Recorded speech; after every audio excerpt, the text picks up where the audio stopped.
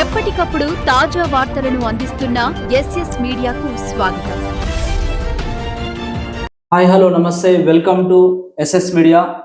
ఈరోజు మనం ఒక ఇన్స్పిరేషన్ వ్యక్తిని మనం పరిచయం చేయబోతా ఉన్నాం. మరి నేటి పరిస్థితుల్లో ఒక జాబ్ కొట్టాలంటే ఎన్నో కష్టాలను, ఎన్నో నష్టాలను, ఎన్నో ఆర్థిక ఇబ్బందులను ఎదుర్కొని మరి ఒక ప్రభుత్వ ఉద్యోగం అనేది సాధించడం జరుగుతుంది. మరి అటువంటిదే ఇప్పుడు మనకు ఒక ఇన్స్పిరేషన్ లెజెండరీ ఉన్నాడు మన దగ్గర. ఆయనను మీకు పరిచయం చేయబోతా ఉన్నాను. వారిని అడిగి అసలు ఉద్యోగం, స్కూల్ అసిస్టెంట్ ఉద్యోగం సాధించడానికి ఆయన ప్రణాళికలు ఏంది, అసలు ఇన్స్పిరేషన్ ఏంది, ఇవన్నీ మనం మాట్లాడే ముందు ఆయనను మీకు పరిచయం చేయబోతా ఉన్నాను. నమస్తే సార్. నమస్తే సార్. చెప్పండి, మీకు స్కూల్ అసిస్టెంట్ ఉద్యోగం సాధించడానికి ఎలాంటి ప్రణాళికలు వేసుకున్నారు? అసలు ముందుగా మీరు మీ యొక్క నేపథ్యం గురించి చెప్పండి. నా పేరు లింగయ్య చిట్టబోయిన. మాది స్వగ్రామం బిలంకాన్గూడెం, కట్టంగూరు మండల్, గ్రామ పంచాయతీ ముత్యాలమ్మగూడెం, జిల్లా నల్గొండ. మాది వ్యవసాయ కుటుంబం ప్రధానంగా. అంటే పెద్ద ఉన్న కుటుంబం కాదు, మా middle class, lower middle class. మా నాన్నకు ఒక 5-6 ఎకరాల ల్యాండ్ ఉంటుంది. దాంట్లో వ్యవసాయం చేస్తూ మమ్మల్ని చదివించడం జరిగింది. మొట్టమొదటిసారిగా ఈ చదువు అనేసరికి వచ్చేసరికి ప్రధానంగా ఏంటంటే మనం ఏదో ఉద్యోగాలు చేయాలని నాకు చదువు స్టార్ట్ కాలేదు. మా నాన్న ఏంటంటే అది మనం ఊరికి వెళ్తాం, జనరల్గా ఊరికి వెళ్ళినప్పుడు ఎర్ర బస్సులు ఉండేది అప్పుడు, మీకు తెలుసు కదా. అట్లా ఉన్నప్పుడు ఏమైందంటే మనం బస్ స్టాండ్కి ఇట్లా వెళ్ళినప్పుడు నాకు చాలా సార్లు నాకు గుర్తుంది, చిన్నప్పుడు ఊరికి పోతే కనీసం ఆ ఊరి పేరైనా తెలవాలి, దానికోసం పిల్లల్ని చదివించాలి అనే కాన్సెప్ట్ తోని మన చదువు మొదలైంది. అంటే ఈక్వల్ మన జనరేషన్ ఆ టైంలో ఎవరైనా అట్లా మొదలైన మన చదువు. నాది ప్రధానంగా మన శిశు ఎక్కడ జరిగిందంటే ప్రాథమిక విద్యాభ్యాసం. ప్రాథమిక విద్యాభ్యాసం మన అక్షరాభ్యాసం అంటాం కదా, అది మాణిక్యాలమ్మగూడెం ఆంజనేయ స్వామి గుడి ఉంటది హైవే పక్కన. అది మా గ్రామానికి 2 కిలోమీటర్ల దూరంలో ఉంటది. దానికి బాట ఉండేది కాదు, డొంక బాట అంటాం కదా. చిలకలంగా వెళ్ళి మేము అక్కడ ఒక టీచర్ ఉండేది, ధనమ్మ టీచర్ అని ఉండేది, హ్యాండిక్యాప్డ్ పర్సన్ ఉండేది. ఆమెకు ఫీజు కాకుండా నెలకు ఒక 5 కిలోల బియ్యం, ఒక 10 రూపాయలు అట్లా ఇచ్చుకుంటూ అక్షరాభ్యాసం చేసినాం అక్కడ ఆ గుడి దగ్గర. ఆ తర్వాత కట్టంగూరికి షిఫ్ట్ అయింది, అంటే 1వ తరగతి నుంచి. ఆ కట్టంగూరికి తోలకపోవడానికి ప్రధాన కారణం ఏంటంటే హైవే దాటాలి, పిల్లలు దాటరాదు, యాక్సిడెంట్లు అవుతాయని భయపడుతూ ఇక్కడికి పంపేది. సింగిల్ వే ఉంటే భయపడేది అనమాట. తల్లిదండ్రులు భయపడి మాతో పాటు మా ఊరి వాళ్ళు ఒక 10-15 మంది మేము అక్కడికి వెళ్ళేది. ఆ ఊరి పిల్లలు కూడా అక్కడ చదువుతూ ఉండేవాళ్ళు, వాళ్ళతో పాటు మేము ఉండేది అన్నట్టు. ఆ తర్వాత కొంచెం పెద్దగా అయినాం కదా, 1వ తరగతి పోయేసరికి చైతన్యం ఉన్నత పాఠశాల కట్టంగూరు, అక్కడ స్టార్ట్ అయింది. ఫస్ట్ క్లాస్ నుంచి ప్రైవేట్, అంటే అది ఎయిడెడ్ స్కూల్. అది చైతన్య ఉన్నత పాఠశాల అనేది aided, 1 to 5th aided, 6 to 10th complete private. అక్కడ జరిగింది అనమాట, అక్కడ స్టార్ట్ అయింది. 9th వరకు అక్కడ చదువుకున్నాం. 10th కి సందీపని ఉన్నత పాఠశాల కట్టంగూరు, అక్కడికి మారడం జరిగింది. అప్పుడు మీరు చదువుకునే టైంలో హై స్కూల్స్, గవర్నమెంట్ విద్యాభ్యాసం లేదా? ఉన్నది కానీ మన పేరెంట్స్ ఏం ఆలోచించే వాళ్ళంటే గవర్నమెంట్ లో సరిగా చెప్పారు, టీచర్లు ఉండరు అనే ఒక అపోహ. అది నిజం కాదు, అది ఒక అపోహ ఉండేది. దాని వల్ల ఏంటంటే వాళ్ళ కరస్పాండెంట్ తెలిసిన వాళ్ళు ఉండడము, ఆ ప్రోద్బలంతో అందులోకి పంపడం జరిగింది అనమాట. ఓకే, మీ పేరెంట్స్ ఏమైనా చదువుకురా? లేదు, మా పేరెంట్స్ ఆ టైంలో గత 30 సంవత్సరాల కింద చదువు అంటే వాళ్ళకి ఎడ్యుకేషన్ అనేటువంటిది అంత ఇంపార్టెన్స్ అనిపించినటువంటిది అంటే పేరెంట్స్ ఏమైనా చదువుకున్నారా? లేదు, వాళ్ళు చదువుకోలేదు కాబట్టి, ఆ చదువు యొక్క విలువ తెలుసు కాబట్టి పిల్లల్ని చదివించాలి, మనం పడిన కష్టం పిల్లలు పడకూడదు అనే ఉద్దేశంతోనే వాళ్ళు ఎక్కువ మనల్ని ఎంకరేజ్ చేశారు అనమాట. ఓకే, మా తమ్ముడు, నేను, ఇద్దరం బ్రదర్స్. నేను పెద్ద, మావాడు చిన్న. ఇక మా ఇద్దరము అక్కడికి వెళ్ళేది స్కూల్ కి. మా ఊరు నుంచి చాలా మంది పిల్లలు వచ్చేవాళ్ళు, అందరం కలిసి నడుచుకుంటూ వెళ్ళేది 2 కిలోమీటర్లు. మా ఊరు నుంచి కట్టంగూరికి 2 కిలోమీటర్లు ఉంటది. అక్కడి నుంచి మాకు దారి ఉండేది కాదు. మీ మీడియా ద్వారా ఇప్పుడు కూడా తెలియజేస్తున్నా, స్టిల్ నౌ ఇప్పటికి కూడా అది రోడ్డు రాలేదు. రోడ్డు లేదు. ఇప్పుడున్న టెక్నాలజీ ఇంత డెవలప్ అయినటువంటి పరిస్థితుల్లో కూడా రోడ్డు లేదు. ఇప్పుడు ఇంకోటి మండల హెడ్ క్వార్టర్ దగ్గరగా ఉంది, 2 కిలోమీటర్ల దూరంలో ఉన్న ఊరు, చిన్న గ్రామము. నేను ఎప్పుడు 90, అంటే ఇప్పుడు దాదాపు 42 years, అంతకు ముందు నుంచి రోడ్డు లేదు, ఇప్పటికి కూడా రోడ్డు రాలేదు. అంటే లీడర్లు లేకనా మీ ఊర్లో, లేకపోతే అక్కడ చదువుకున్న వాళ్ళు లేకపోవడం వలన, లేకపోతే ఏంది అది రీజన్స్ ఏమనేది ఏమి అర్థం కావట్లేదు. ఆ లీడర్స్ పట్టించుకోకనా, మా ఊరి మీద నుంచి ఇంకో ఊరికి వెళ్లే దారి లేకపోవడమా, అది రీజన్ అనేది ఏం తెలియట్లేదు. చాలా సార్లు లీడర్ల దృష్టికి తీసుకెళ్ళాము, అయినా కూడా ఇంతవరకు రెస్పాన్స్ ఏం లేదు. జస్ట్ మట్టి బాట క్లియర్ అయింది. ఇప్పుడు అట్లా బాట లేకుండా ఉన్న పరిస్థితుల్లో కూడా మీరు వెళ్ళి హై స్కూల్ ఇక్కడ 10th క్లాస్ పూర్తి చేయడం జరిగింది. ఓకే, మేము వర్షం వస్తే ఇంత లోతు దిగబడుకుంటూ లంచ్ బ్యాగ్లు వేసుకొని ఆ పుస్తకాలు వేసుకొని వెళ్ళేది. కట్టంగూరులో వెళ్ళిన తర్వాత మన సంత ఉంటది, ఐడియా ఉందా మీకు? ఐడియా ఉంది. ఆ సంతలో కాళ్ళు నీట్ గా బురదంటో కదా, అక్కడ నీట్ గా గడుకొని మళ్ళీ స్కూల్కి వెళ్ళేవాళ్ళు. ఓకే, అట్లా ఆ పరిస్థితులు ఎదుర్కొన్నారు మీరు ఆ టైంలో. ఇప్పుడున్న పరిస్థితుల్లో అలాంటి ఇబ్బందులు ఏం లేవు. ట్రాన్స్పోర్ట్ ఉన్నా కూడా చదువుకోవడానికి చాలా మంది ఇబ్బంది పడుతున్నారు పిల్లలు. 10th వరకు కట్టంగూరు హై స్కూల్, చెందిన స్కూల్. అవును. తర్వాత ఇంటర్మీడియట్, డిగ్రీ ఇంకెంతవరకు చదివారు? తర్వాత 10th అయిపోయింది. సాందీపని ఉన్నత పాఠశాలలో 10th కంప్లీట్ అయింది. ఫస్ట్ క్లాస్ మార్క్స్ వచ్చినాయి. అక్కడ నుంచి నకరికల్కి వెళ్ళడం జరిగింది. ఇంటర్మీడియట్ బైపీసీ లో జాయిన్ కావడం జరిగింది. ఏవిఎం జూనియర్ కళాశాల, అందులో పాపరెడ్డి సార్ ఉండే, వాళ్ళ ప్రోద్బలంతో అందులో జాయిన్ అవ్వడం జరిగింది. బైపీసీ గ్రూప్ తీసుకున్నాం, తెలుగు మీడియం. ఓకే, తీసుకొని అక్కడ ఇంగ్లీష్ మీడియం అంత ప్రాబ్లం లేదు, మనకు అవేర్నెస్ కూడా లేదు దాని మీద. చెప్పేవాళ్ళు గైడెన్స్ ఎవరు లేరు, ఫస్ట్ జనరేషన్ మనమే కాబట్టి అది ఏం లేకుండా డైరెక్ట్ తెలిసి తెలుగు మీడియం తెలుసు, మ్యాథ్స్ రాదనే ఉద్దేశంతో బైపీసీలో జాయిన్ అయినాం. 2 years కంప్లీట్ అయింది. అక్కడ కూడా ఫస్ట్ క్లాస్ మార్క్స్ వచ్చినాయి. ఓకే, కంప్లీట్ అయిన తర్వాత అక్కడ నుంచి నల్గొండకు రావడం జరిగింది. ఓకే, నల్గొండలో డిగ్రీ బీఎస్సీ బీజెడ్సీ ఎన్జీ కాలేజ్లో సీట్ వచ్చింది. అక్కడ అడ్మిట్ అయినాం. ఓకే, అడ్మిట్ అయిన తర్వాత 3 years అక్కడే రూమ్ తీసుకొని ఇక్కడే ఉండి చదువుకోవడం జరిగింది.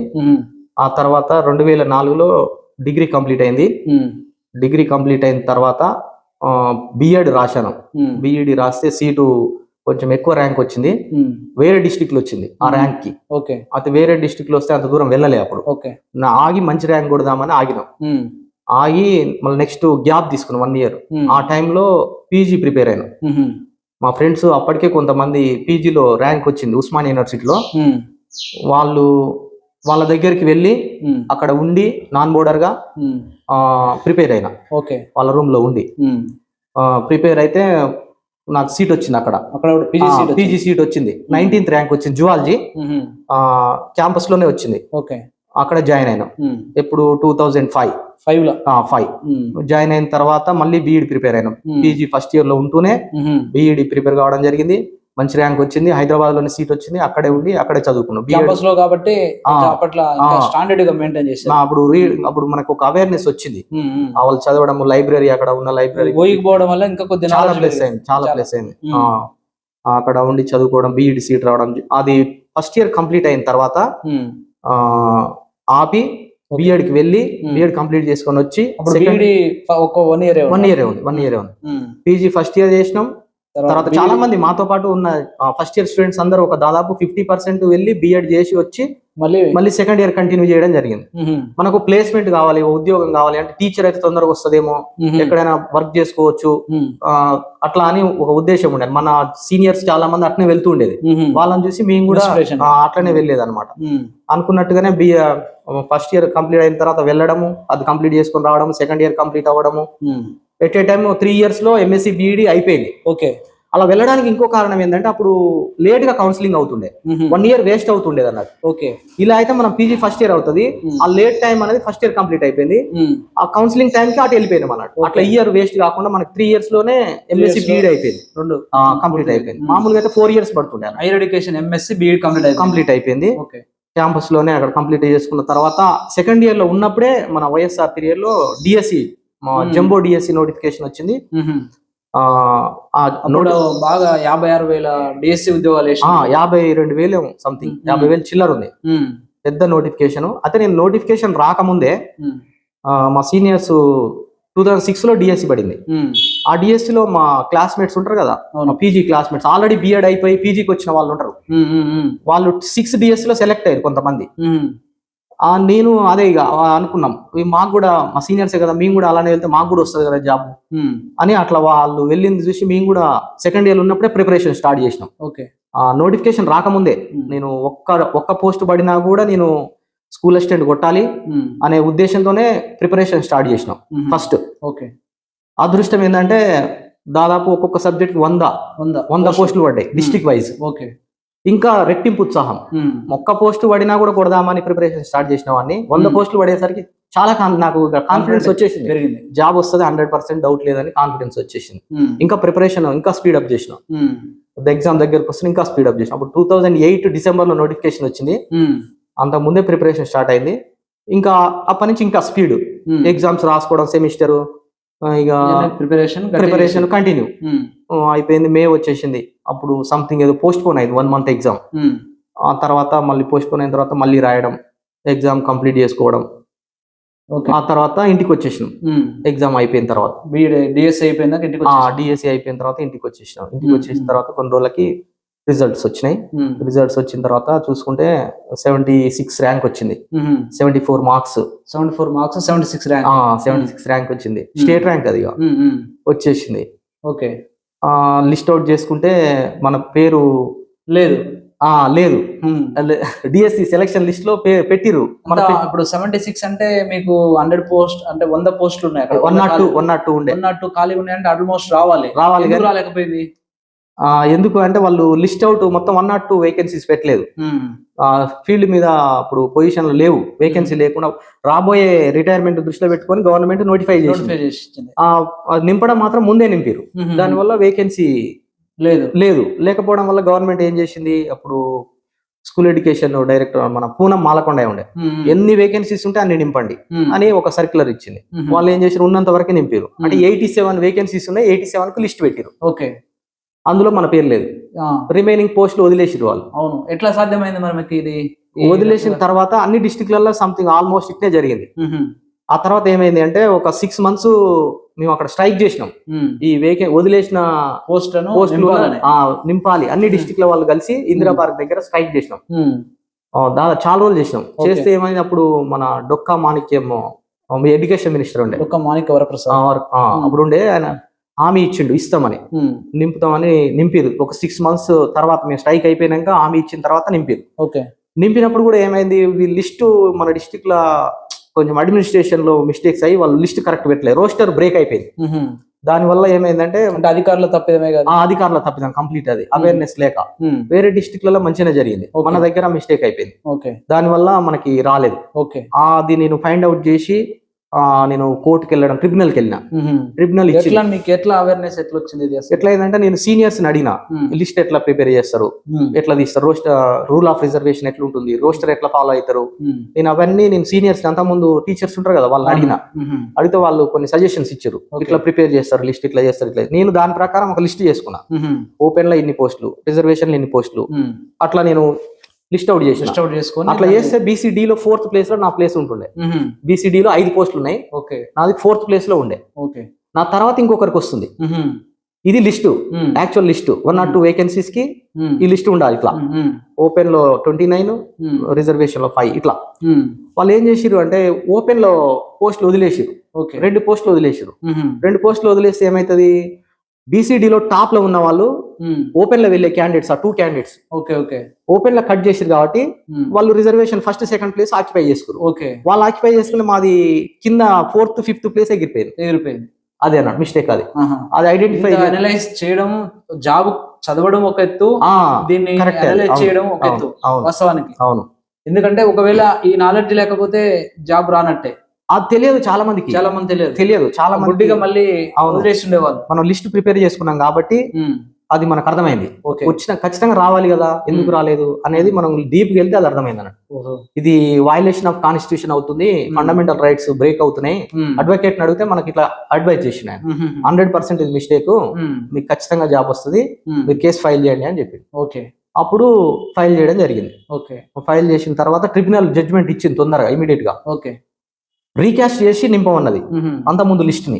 అది రీకాస్ట్ చేయడం కుదరదు అని అధికారులు అన్నారు.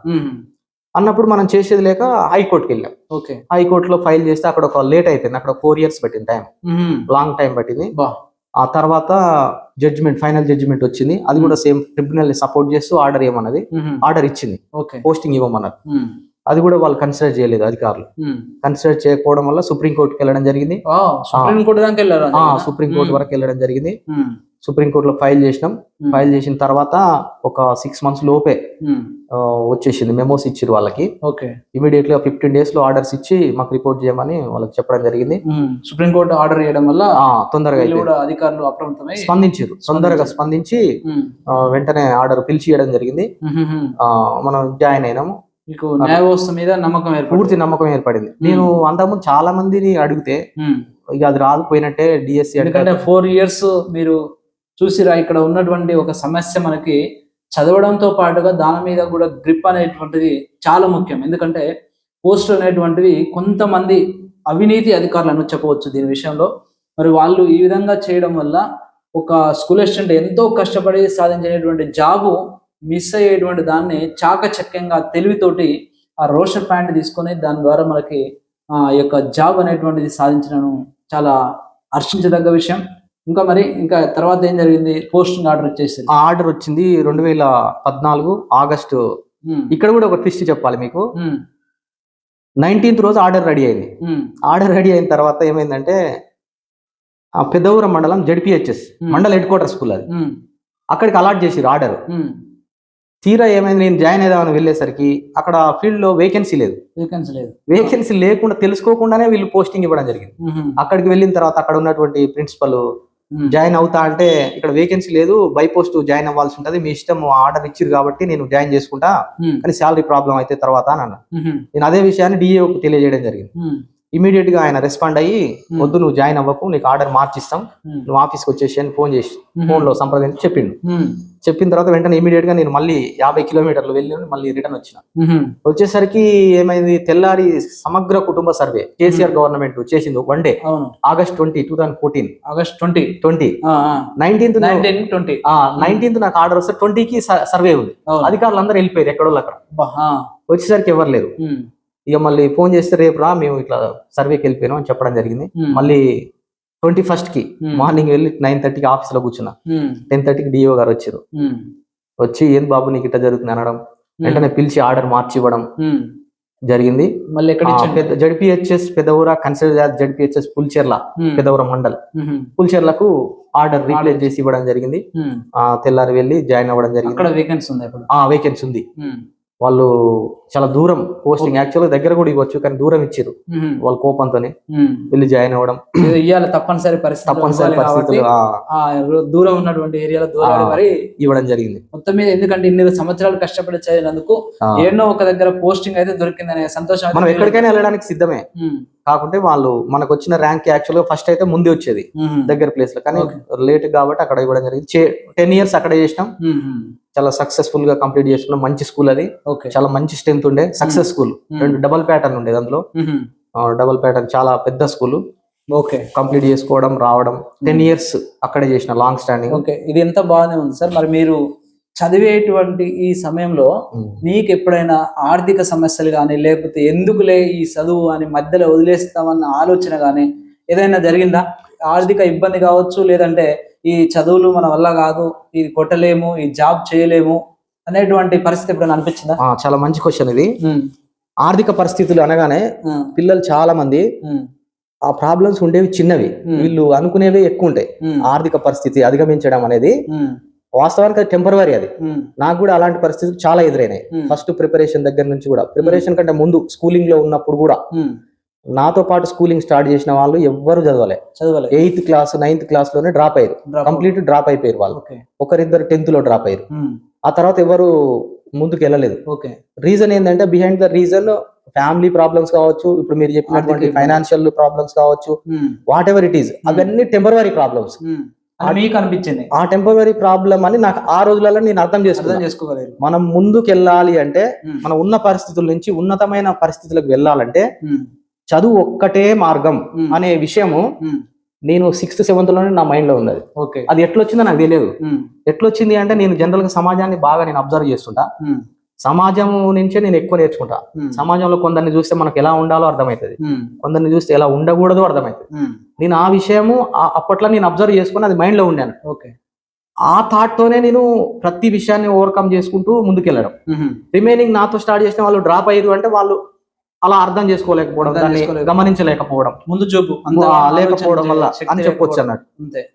ఆ విధంగా నేను నాతో పాటు స్టార్ట్, మా తమ్ముడు కూడా 3 సంవత్సరాల వెనక్కి స్టార్ట్ చేసిన అతను కూడా మధ్యలో డ్రాప్ అయిపోయింది. అంటే ఒక డిజైర్ అనేటువంటి ఆ బలమైన కోరిక అనేది మైండ్. ఆ కోరిక ఏంటి, మనము ముందుకెళ్ళాలంటే మనం ఏం చేయలేము.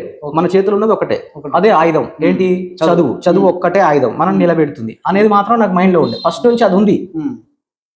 మనకు జాబ్ వస్తుంది చేస్తామని ఇన్స్పిరేషన్ ఉన్నారా, లేకపోతే పలానా టీచర్ లాగా టీచర్ జాబ్ కొట్టాలి అలా ఏం లేదు. నాకేంటంటే ఏదో ఒక ప్లేస్ కి వెళ్ళాలి, మనం ఏదో జాబ్ చేయాలి. మనము ఉన్న ఇప్పుడు రైతు కూలీ కాకుండా చదువుకొని ఆ చదువు మీద సెటిల్ అవ్వాలి ఏదన్నా కానీ. అప్పుడు స్టార్టింగ్ లో మనకు జాబ్ ఇదే కావాలి ఇట్లా ఏం లేదు. ఏదో ఒకటి మనము చదువుకొని ఆ చదువు మీద సెటిల్ అవ్వాలి అనే కోరిక ఉండే. ఆ కోరికతోని మనం ముందుకెళ్ళడం, అలాగే ముందుకెళ్ళడం, కోర్స్ కంప్లీట్ చేసుకుంటూ వెళ్ళడం. ఆ తర్వాత బిఈడి కంప్లీట్ అయిన తర్వాత డిజైర్ కలిగింది, టీచర్ అవ్వాలి తొందరగా. మన సీనియర్స్ అయ్యారు కదా, మనం కూడా వాళ్ళని చూసి అట్లా ఇన్స్పిరేషన్ ఇంకా ఎక్కువ బాగా వచ్చింది ఆ టైంలో. ఇంకొక మీరు అన్నట్టు ఇప్పుడు ఇన్స్పిరేషన్ అంటే ఒక విధంగా చెప్పుకోవచ్చు, మన వెంకటేశ్వర్ల సార్, నైస్ ఇన్స్టిట్యూట్ సార్ ఉండే, వెంకటేశ్వర్ల సార్, బయాలజీ సైన్స్ సారు. ఆ సారు క్లాసులు విన్నా నేను. అప్పుడు ఇన్స్టిట్యూట్కి వెళ్ళేది, డిగ్రీలో ఉన్నప్పుడే. సమ్మర్ అయిపోగానే ఆ గ్యాప్ లో వెళ్ళినా. అతను చెప్పిన సారు చెప్పినటువంటి క్లాసుల వల్ల బాగా మోటివేట్ అయ్యానండి. ఆ సార్ ఏం చెప్పిండంటే, నాకు 5 years వరకు నాకు ఏం జాబ్స్ రాలేదు, ప్రిపరేషన్ డిగ్రీ అయిపోయింది, పీజీ అయిపోయిన తర్వాత. సార్ కూడా జువాలజీ. 5 years దాకా నేను ప్రిపరేషన్ చేసిన, ఒక్క జాబ్ కూడా రాలేదు. నాతో పాటు ప్రిపరేషన్ స్టార్ట్ చేసిన వాళ్ళు ఆల్రెడీ టీచర్లు అయ్యారు, ఎడ్జిటీలు స్కూల్ అసిస్టెంట్ అయ్యారు, వెళ్ళిపోయారు, కానీ నాకు జాబ్ రాలేదు. నేను చాలా డిసప్పాయింట్ అయినా. ఆ తర్వాత రియలైజ్ అయినా, నేను అట్లనే కంటిన్యూ చేసిన ప్రిపరేషన్ అయినా కూడా. ఆఫ్టర్ 5 years నాకు ఒకేసారి ఒక 7-8 అపాయింట్మెంట్లు వచ్చినాయి 1 year లోనే. ఆఫ్టర్ 5 years 1 year లో 7-8 అపాయింట్మెంట్ తీసుకున్నా నేను. ఒకవేళ నేను అప్పుడే స్కిప్ అయి ఉంటే నేను ఈ అందుకునేవాడిని కాదు కదా. ఆ చెప్పిన మాటలు నాకు బాగా గుర్తున్నాయి.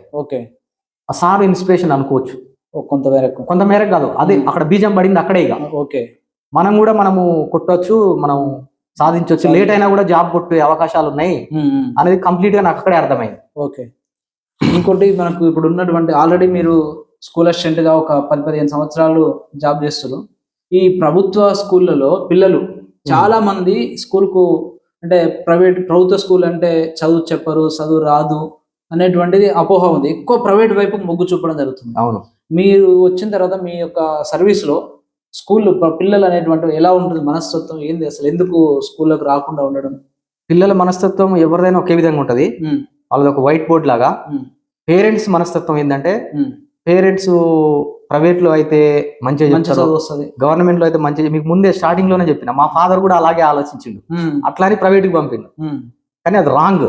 ఏంటంటే టీచర్స్ ఎవరైనా కూడా ప్రైవేట్ లో అయినా గవర్నమెంట్ లో అయినా ఒక విధంగా కంపేర్ చేస్తే గవర్నమెంట్ లోనే వెల్ క్వాలిఫైడ్ టీచర్స్ ఉంటారు. మనం జనరల్ కంపేర్ చేయండి మీరు, ఒక private school teachers, government school teachers చూడండి, ఎందుకు మరి సంఖ్య తగ్గిపోతుంది రోజు రోజుకు స్కూల్? అదే నేను చెప్తున్నాను. దానికి ప్రధాన కారణం ఏంటంటే, పేరెంట్స్ ఆలోచించేది, గవర్నమెంట్ స్కూల్లో వసతులు ఉండవు, టీచర్స్ ఫుల్ఫిల్ గా ఉండరు, ఎవరైనా సెలవు పెడితే ఆ సబ్జెక్ట్ చెప్పే టీచర్స్ ఉండరు, అది లాస్ అవుతారు. ఎవరైనా మధ్యలో రిటైర్ అయ్యారు అనుకోండి, ఆ ఇయర్ మొత్తం టీచర్ రాడు. ఆ పిల్ల మ్యాథ్స్ టీచర్ పెట్టచ్చు, అది గవర్నమెంట్ పాలసీ ప్రాబ్లం. అదే పేరెంట్స్, నేను చెప్పేది అదే, పేరెంట్స్ ఆలోచించేది అదే. ఫర్ ఎగ్జాంపుల్, ఇప్పుడు ఆగస్ట్ లో ఒక మ్యాథ్స్ టీచర్ రిటైర్ అయ్యింది అనుకోండి, ఆ ఇయర్ మొత్తం మనకి టీచర్ రాడిగా. పేరెంట్స్ అదే ఆలోచిస్తారు. మరి ఎవరు చెప్పాలి ఆ సబ్జెక్టు? వాలంటరీ బెటర్, లాసే కదా పిల్లవాడు. టాయిలెట్స్ ఉండవు, మౌలిక వస్తువులు అనేవి ఉండవు, కింద కూర్చోవాలి. అంటే ఇప్పుడు ఎవరు కూర్చోవట్లేరు, చెప్తున్నా. జనరల్ ప్రాబ్లమ్స్ అందులో ఉండేవి. ఇలాంటి ప్రాబ్లమ్స్ కొన్ని ఉంటాయి అన్నట్టు, అవి పాలసీ ప్రాబ్లమ్స్. అవి చదువు విషయంలో పేరెంట్స్ కూడా అంత నెగిటివ్ ఏం లేదు, ఈ మౌలిక వస్తువుల విషయంలోనే ఎక్కువగా ఆలోచిస్తారు. వాళ్ళు ఉన్న టీచర్స్ మంచిగానే చెప్తారనే నమ్మకం ఉంది. అని చెప్పినా కదా, ఇప్పుడు ఎవరైనా లీవ్ పెట్టిండు, మెడికల్ లీవ్, ఆయనకు హెల్త్ బాగాలేక మెడికల్ లీవ్ లో పోతాడు, ఆ సబ్జెక్ట్ ఎవరు టీచ్ చేయాలి? ఇలాంటి సమస్య రిటైర్మెంట్ అవుతాడు, ఆ సబ్జెక్ట్ ఎవరు టీచ్ చేయాలి? రిక్రూట్మెంట్స్ జరిగినప్పుడు ఫిల్ అవుతాయి, అప్పటి వరకు ఖాళీ కదా, ఆ పిల్లలు లాసే కదా. ఇటువంటి ప్రాబ్లమ్స్ వల్ల పేరెంట్స్ వెనకడుగు వేస్తారు అనమాట. ఈ ప్రాబ్లమ్స్ గవర్నమెంట్ ఐడెంటిఫై చేసి ఆ వెంటనే దాన్ని ఫుల్ఫిల్ చేసే అవకాశాలు ఉంటే తల్లిదండ్రులు ఇలాంటి ఆలోచనలు ఉండవు. అట్లా అనమాట. ఇంకోటి, మనకు గవర్నమెంట్ స్కూళ్ళలో మౌలిక వసతుల కొరత ఒకటి, తల్లిదండ్రులు ఈ విధంగా మీరన్నట్టు, అంటే చదువు సరిగా, అంటే ఈ విధంగా స్కూల్ డ్రాప్ అవుట్ అయితే, సారు రిటైర్మెంట్ అయితే పోస్ట్ రాడు, అది వేరే విషయం. అయితే మరి ఎందుకు రోజు రోజుకు ప్రభుత్వ విద్యా స్కూల్ మూతపడుతున్నటువంటి పరిస్థితి? ఇంకొక ప్రధాన కారణం, మూతపడుతున్నాయి. దాదాపు మన నల్గొండ జిల్లాలో చూసినాం, 125 మంది టీచర్లను మెర్జ్ చేశారు. డిప్యుటేషన్ లో పంపించారు. అంటే ఇది రోజు రోజుకు పెరగాలి కానీ తగ్గిపోయేటువంటి పరిస్థితి. ఎందుకు అంటే ఇప్పుడు ఉన్న స్ట్రెంత్ కంటే ఉన్న పిల్లల కంటే ఎక్కువ స్కూల్స్ అయినాయి ఒక విధంగా చెప్పాలంటే. గవర్నమెంట్ గురుకులాలు ఏర్పాటు చేయడం, ఈ ఉన్న పిల్లలే గురుకులంకి వెళ్ళడం, ఓకే, అదొక కారణం. నెక్స్ట్ ఇంకోటి ప్రైవేట్ కు వెళ్ళడం. ఎంత చిన్న స్కూల్ అయినా ప్రైవేట్ కి వెళ్తున్నారు. ఎందుకు అంటే మెయిన్ కారణం ఏంటంటే ఇక్కడ ప్రైవేట్ లో వాడు ఏమంటాడంటే, ప్రైవేట్ వాడు నేను ఐఐటి చెప్తా 6th క్లాస్ నుంచి మా పిల్లలకి, అవును, మా స్కూల్లో ఐఐటి ఫౌండేషన్ ఉంది, నీట్ ఫౌండేషన్ ఉంది అని వాడు అడ్వర్టైజ్మెంట్ చేసుకుంటాడు. దానివల్ల పేరెంట్స్ ఏం ఆలోచిస్తారు, ఇక్కడ కామన్ ఉంటది, ఇక్కడ కొత్తగా ఉంది ఐఐటి అంట, సీట్ వస్తే బెటర్ గా ఉంటది పొజిషన్ అనే థాట్ ని వాళ్ళకి అడ్వర్టైజ్మెంట్ ద్వారా పేరెంట్స్ లోకి దాన్ని ఇన్సర్ట్ చేస్తారు బాగా. మన స్కూల్లో ఐఐటి ఫౌండేషన్ చెప్పే ఫ్యాకల్టీ ఉన్నా మనకు చెప్పడానికి లేదు, రూల్స్ ప్రకారం మన స్కూల్లో చెప్పేది లేదు, ఉన్న కరికులం ప్రకారం చెప్పాలి, ఐఐటి చెప్పేదానికి లేదు. తల్లిదండ్రులు ఏం ఆలోచిస్తారు, ఇది అడిషనల్, అది చెప్పడంతో పాటు ఐఐటి చెప్తున్నారు అంటే ఇది బెటర్ కదా దీనికంటే. అవునవును, అటువంటి ఆలోచనతోని ప్రైవేట్ కి పంపుతున్నారు. ఓకే, ఇంకోటి సార్, ఇప్పుడు మీరు డిఎస్సి జాబ్ చేశారు అంటే డిఎస్సి కొట్టిరు, దాంట్లో ఎన్నో సమస్యలు అధిగమించారు. యువతకు మీరిచ్చేటువంటి ఒక ముఖ్యమైన సందేశం యువతకి, ఇప్పుడు ఒక టీచర్ కావాలనుకునేటువంటి విద్యార్థులకు కావచ్చు లేదా నిరుద్యోగులకు కావచ్చు, మీరు ఇచ్చేటువంటి ఒక మంచి సలహా వాళ్ళకి సందేశం మన ఛానల్ ద్వారా. ఓకే, అంటే సందేహం అది ఏదైనా కావచ్చు, సలహా కావచ్చు, సూచన కావచ్చు. చాలా మంది నిరుత్సాహపడిపోతున్నారు, ఒక్క సంవత్సరం ప్రిపేర్ అయ్యి కథ రాలేదనేటువంటి నిరుత్సాహం ఎక్కువగా ఉంటుంది. అవును, ఇంకా చాలా మంది జాబ్ గవర్నమెంట్ నిర్లక్ష్యం వల్ల కూడా కొంత బ్యాక్అవుట్ అయ్యే అవకాశం ఉంటుంది. అవును, ఇప్పుడు అలాంటి వాళ్ళకి మామూలుగా వాళ్ళు మొత్తం బుక్నే నమ్ముకుని మొత్తం చదువునే నమ్ముకున్న వాళ్ళకి ఒక్కోసారి డిసప్పాయింట్ అయ్యి ఆత్మహత్యలు కూడా చేసుకునేటువంటి సందర్భాలు వస్తున్నాయి. అలాంటి వాళ్ళకి మనం మీకు ఉన్నటువంటి ఇన్స్పిరేషన్ ఏంటి? నిరుత్సాహపడాల్సిన అవసరం లేదు. చెప్పిన చదువు అనేది ఎప్పటికొకప్పటికి నిలబెడుతుంది మనల్ని. ఆ విషయం నమ్ముకున్న వాళ్ళు సక్సెస్ అవుతారు. నమ్ముకోకుండా మనం డిసప్పాయింట్ అయ్యి నోటిఫికేషన్ రావట్లేదు, మనము ఈ చదువులో నెగ్గలేము, ఆర్థికంగా లాస్ అవుతున్నాము, ఇవన్నీ పక్కన పెట్టాలి. పక్కన పెట్టి మనం ఏంటంటే 1 year కావచ్చు, 2 year కావచ్చు, 3 year కావచ్చు, మనకు పీరియడ్ మన ఏజ్ని బట్టి మన స్టడీ బేస్ని బట్టి మనం ఒకటి అనుకుంటాం, గోల్ అనుకుంటాం కదా. ఆ గోల్ కోసం మనము నిరంతరము ఆ వేలో ఉంటే ఎప్పటికో ఒకప్పటికి మన రోజు వస్తుంది, ఖచ్చితంగా సక్సెస్ అవుతాం అనేది గుర్తుంచుకుంటే. ఎగ్జాంపుల్ మీరే చెప్పొచ్చు, చాలా మంది ఉన్నారు మన లాంటి వాళ్ళు చాలా మంది. ఇప్పుడు మీరు అన్నట్టు చెప్తున్నా, క్యాంపస్ లో చదివేటప్పుడు ఆ డిస్టర్బ్ అయిందని చెప్పినా కదా, 2009 అందరికి పోస్టింగ్ ఇచ్చి నాకు రాలేదు. నేను ఏం చేయాలి అప్పుడు? అవును, తర్వాత నేను ఏం చేసిన అంటే మళ్ళీ ప్రిపరేషన్ స్టార్ట్ చేసుకున్నా. ఓకే, మళ్ళీ ప్రిపరేషన్ స్టార్ట్ చేసుకున్నా. జేఎల్ ప్రిపేర్ అయినా. జేఎల్ ప్రిపేర్ అవుతుంటే ఏమైంది అంటే, ఆ టైంలో తెలంగాణ మూవ్మెంట్ బాగా జరుగుతున్న సందర్భంలో 1 year ప్రిపేర్ అయినాం. ప్రిపేర్ అయ్యేసరికి ఏమైంది, అప్పటికి మంత్ పోస్ట్ పోన్ అవుతుంది ఎగ్జామ్. ఓకే, అప్పుడు బాగా క్రిటికల్ అయిపోయింది ఫైనాన్షియల్ పొజిషన్. క్రిటికల్ అయిపోయి ఇక మన వల్ల కాదు ఇక్కడ ఉండడం, రూమ్ రెంట్స్, ఆ మెయింటెనెన్స్, హాస్టల్ అయిపోయింది కదా, బయట రూమ్ తీసుకొని ఉండడం అవన్నీ మనతోని కాదు. అప్పటికే బయట కొంత అమౌంట్ తీసుకొని వెళ్ళడము, అవి అయిపోవడము, ఇదంతా అయిపోయింది. దీంతో మనతోని కాదని ఇక అప్పుడు ప్రిపరేషన్ మాక్సిమం కంప్లీట్ అయింది. కంప్లీట్ ఏం కాదు, తర్వాత అయినా మనం పెట్టినప్పుడు రాయొచ్చు అనే కాన్ఫిడెన్స్ తోనే నేను వచ్చి ఎన్జీ కాలేజీలో గెస్ట్ ఫ్యాకల్టీగా, అకాడమిక్ కన్సల్టెంట్ గా జాయిన్ అవ్వడం జరిగింది. ఆ తర్వాత అందులో కాలేజీలోనే పనిచేస్తూ నా ఫైల్ కోర్టులో మూవ్ చేసుకుంటూ, నా రూమ్ రెంట్లు, నా ఖర్చు, మెయింటెనెన్స్ ఇవన్నీ వెళ్ళదీసుకుంటూ ప్రిపరేషన్ చేసుకుంటూ, పాజిటివ్ మనకు సబ్జెక్ట్ ఉంది, ఈ సబ్జెక్ట్ ని మనం బయట అవకాశాలు ఉన్నాయి, దాన్ని వినియోగించుకుందాం. ఆల్టర్నేట్ స్కిప్ అయితే అంతటితోనే అయిపోతుంది. మన టార్గెట్ అది కాదు, మనం అనుకునేది వేరే. కాబట్టి ప్రిపరేషన్ స్టార్ట్ చేసినాం, అలాగే ప్రిపేర్ అయినాం, కాలేజీలో వర్క్ చేసుకుంటూ రాసినాం. తర్వాత ఎగ్జామ్ డేట్స్ ఇచ్చిర్రు, ఎగ్జామ్ రాసినాము, దగ్గర దాకా పోయినాం, రీచ్ అయ్యారు, ఒక ఉద్యోగం అనేది సాధించాం. ఇప్పుడున్నటువంటి జనరేషన్ 10th క్లాస్ పిల్లలు కావచ్చు, 9th నుంచి 10th వరకు పిల్లలు సోషల్ మీడియా ఎఫెక్ట్ అనేది ఎక్కువగా పడుతుంది.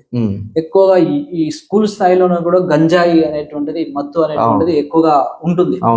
ఈ పిల్లలు ఈ వైపు పోకుండా ఉండాలంటే యాజ్ ఎ టీచర్ గా మీరే సలహాలు సూచనలు తెలియజేస్తారు? అవును, దీనికి సంబంధించిన సబ్జెక్ట్ కూడా ఉంది మనకి, లైఫ్ స్కిల్స్ అని సపరేట్ దానికి కో కరిక్యులర్ యాక్టివిటీ ఉంది మన స్కూల్లో. మేము ఫస్ట్ నుంచి కూడా అది యాజ్ ఏ బయాలజీ టీచర్ గా ఈ లైఫ్ స్కిల్స్ అనేవి నేను సబ్జెక్ట్ తో పాటు ఇవి కూడా నేను టీచ్ చేస్తుంటా. చాలా ఇంపార్టెంట్ ఇది.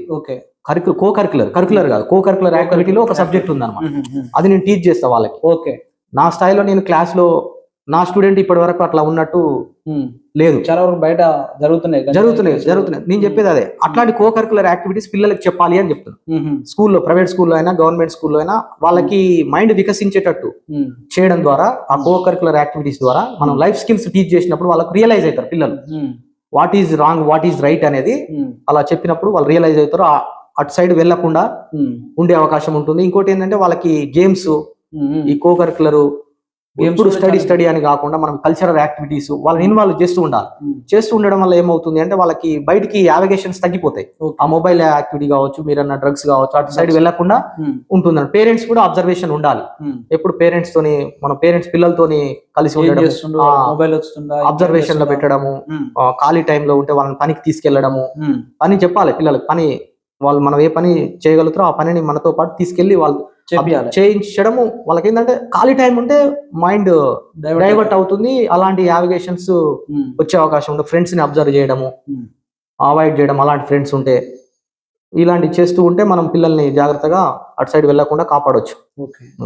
ఇంకా మీరు భవిష్యత్తులో ఈ టీచర్ జాబ్ తోటి ఆగిపోగలనుకుంటారా, లేకుంటే ఇంకా ఉన్నత స్థాయి ఇంకా వెళ్ళాలనేటువంటి గోల్ ఏమైనా ఉందా? మా ప్రేక్షకుల కోసం ఒకసారి చెప్పండి. ప్రస్తుతం ఇంకా గోల్ ఏం లేదండి, ప్రిపరేషన్ ఏం చేయదలుచుకోలేదు. ఉన్న టీచింగ్ లోనే మా పిల్లలకి స్కూల్లో ఉన్నత స్థాయికి వెళ్ళాలని అనుకుంటున్నా. మంచి స్టాండర్డ్ లో అంతే. ఓకే సార్, మరి ఇది మన ఇంటర్వ్యూ. ఇక్కడ మనకు సారు ఎన్నో ఇబ్బందులు ఎదుర్కొని, అదే విధంగా టీచర్ జాబ్ సాధించాలంటే చాలా వరకు గ్రూప్స్ కు సంబంధించిన సబ్జెక్టు చాలా ఉంటాయి. టీచర్ కి సంబంధించినటువంటి సబ్జెక్టు చాలా డెప్త్ గా ఉంటుంది.